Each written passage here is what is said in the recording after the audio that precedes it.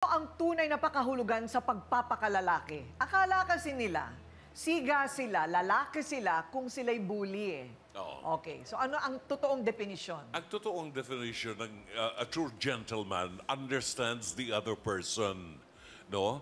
Yung kayo ang nakauunawa sa kanya at kayo ang magiging instrumento ng pagbabago niya, hindi sa paraang violente, ano?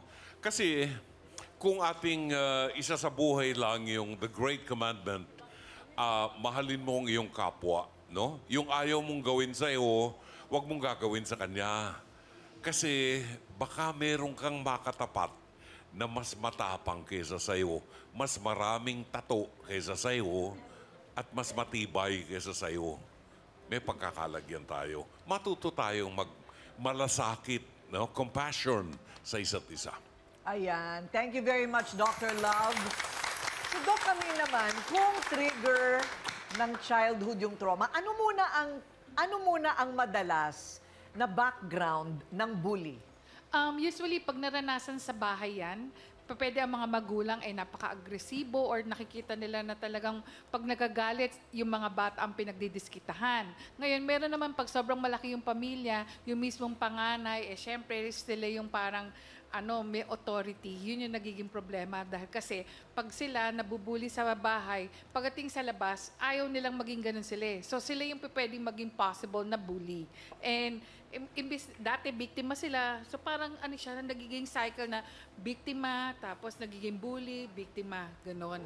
Pero dito sa pagkakataon na to, siguro ate ko rin, unang-una kasi, yung ginagawa ni Tay-Tay, masyado kasing naka-mindset siya na ganun lang yung kakayahan niya. Siguro pagdating sa ganyan, merong tinatawag tayong CBT or Cognitive Behavior Therapy na makakatulong kay Tay-Tay na pwede siyang pumunta sa amin para sa ganun. Yung bang at least maging siya, ma-motivate siya at saka magkaroon siya ng drive na ay, hindi, kailangan maging malakas yung loob ko, kailangan magkaroon ako ng confidence at saka yung itataas ko yung sarili ko na yung meron akong kakayahan kahit ganito na hindi pa ako nakakapag-aral. Hindi pa pwede kasi, actually, nadinig ko kanina na sinasabi niya na magpakatatag ka ganun. Hindi parang verbally bullying pa rin yun. Mas maigi siguro kung ang sasabihin natin, Tay, alam mo, importante sa isang tao maging maayos. At pagiging maayos yan, hindi mo kinakailangan sila. Ang kinakailangan mo, maging maayos ka at mabuting tao at hindi mo kinakailangan maging katropa yung mga bully na yan. Dahil wala silang magagawang maayos sa buhay mo. Yun Ayan. Oo. Kita mo na. Attorney Lorna, may nakasuhan ka na ba o napakulong na bully? Yes. As a matter of meron na akong kaso, no?